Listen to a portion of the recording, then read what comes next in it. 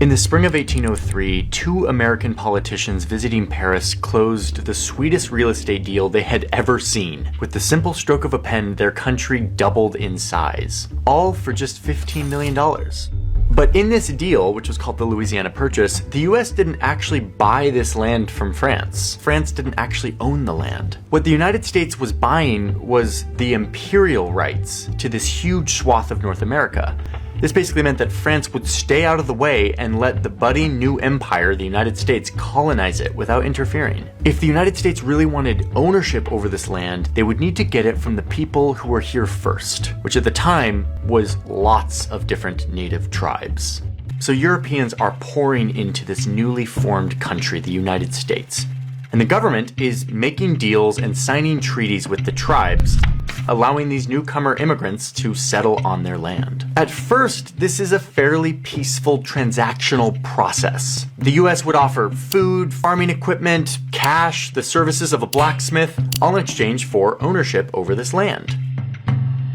But unsurprisingly, a lot of these tribes had no interest in moving out of their ancestral lands in exchange for, farming equipment. And this is where all of George Washington's ideals of justice and humanity really start to dissolve. The US was becoming a more powerful nation. They needed more land for their booming population. So the impatient settlers and their government started playing dirty. The westward movement was like a great tidal wave. You start to see what happens when these tribes say no to the newly powerful United States. In one instance, one group of tribes up near the Great Lakes didn't want to sell their land. They told the United States that this river would be the border and to not cross it, to stay off their land.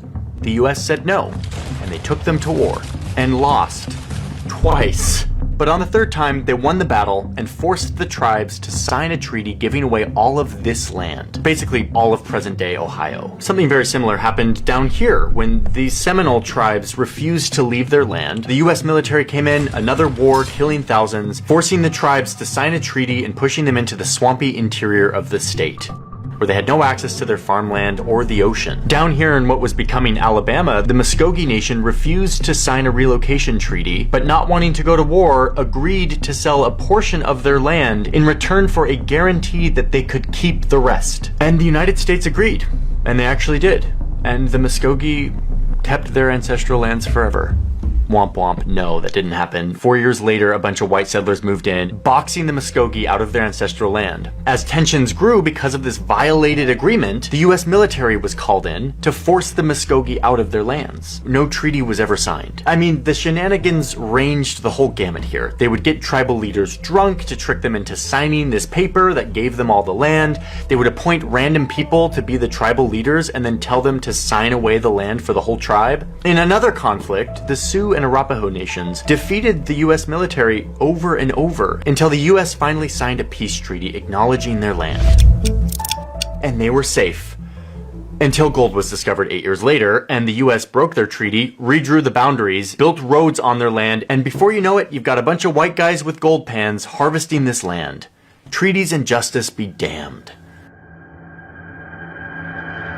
Eventually, other tribes caught on to what was going to happen, realizing that refusing the US government would mean violence.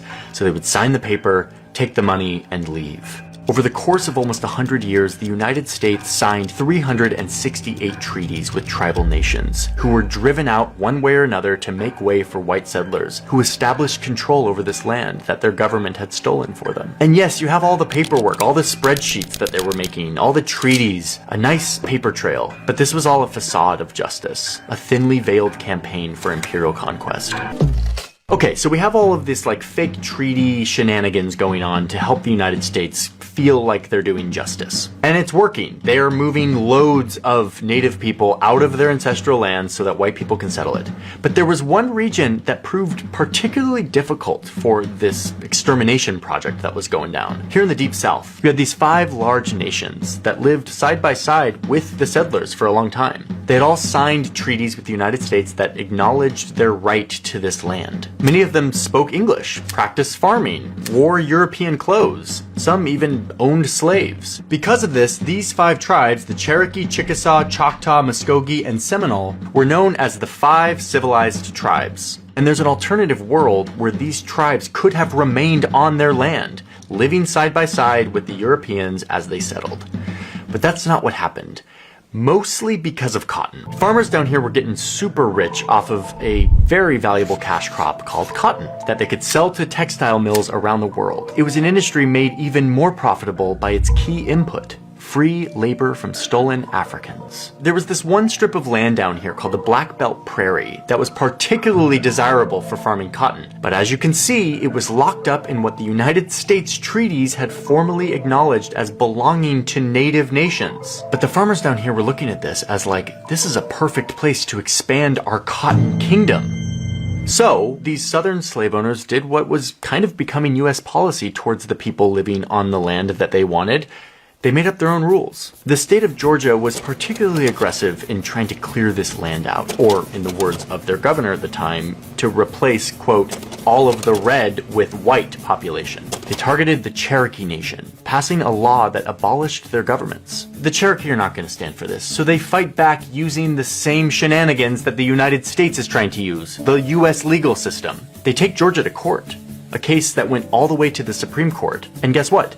The Cherokee Nation won. Like, there was no way around the fact that they had ironclad rights to this land, signed and sealed. The highest court in the country just ruled that the states could not impose on tribal sovereignty. But, as we all learned in government class, a ruling from the judicial branch only works if the executive branch enforces it. Oh, and who was in charge of the executive branch? Oh, this guy. The guy who wrote a letter to his wife during the War of 1812 from the battlefield saying that he had successfully slaughtered 170 Native Americans in, quote, an elegant style. Oh, and the guy who's on our $20 bill? Yeah, him. Andrew Jackson thought that negotiating treaties with the people who were living here was a ridiculous notion. So he looks at the Supreme Court ruling that validates the Cherokees' right to their land, and he literally responds in the snarkiest way possible, saying, "The Chief Justice, John Marshall, has, quote, made his decision, now let him enforce it." No, he was not going to enforce it. Jackson had a different plan in mind. It came in the form of a new law that he pushed through both houses of Congress. His whole worldview towards First Americans embodied in a piece of American legislation, the Indian Removal Act of 1830. This law used taxpayer money to get tribes out of the United States and to relocate them to an uninhabitable place that surely no American settler will ever end up. The Great Plains seemed an inhospitable land to people familiar with the eastern states and of Europe. This became their dumping ground, and it came with a promise.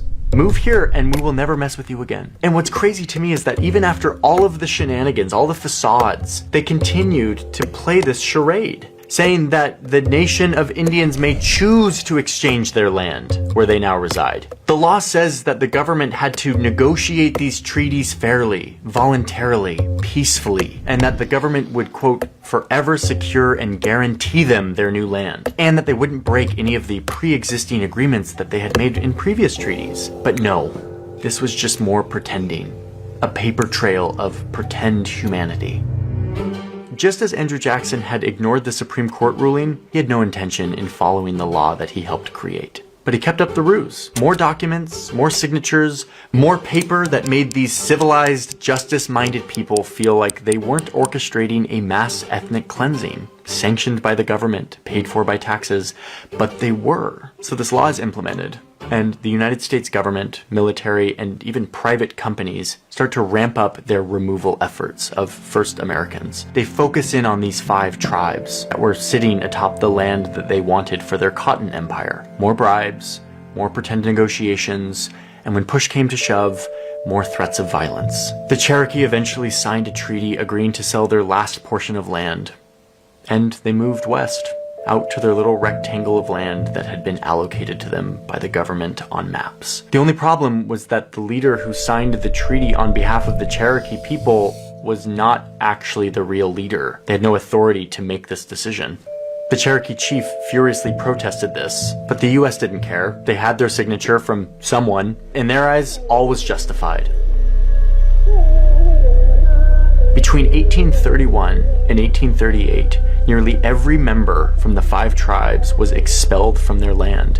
100,000 people, whose home this was, now forced to walk by foot for more than 1,000 miles through brutal weather and terrain towards a little box on the map. a place they had never been before. The Cherokee would eventually call this journey the Trail Where We Cried, or the Trail of Tears. Some tried to fight back against their oppressors, and others stood their ground until they were forcibly bound in chains by the US government and herded west at gunpoint. Their land was vacant, and cotton farmers with their slaves moved in, and the economy grew. We'll never know how many people died during all of this, how many lives were really destroyed. Some people say 3,000, other estimates say 15,000, but you don't need those numbers to see how destructive this was.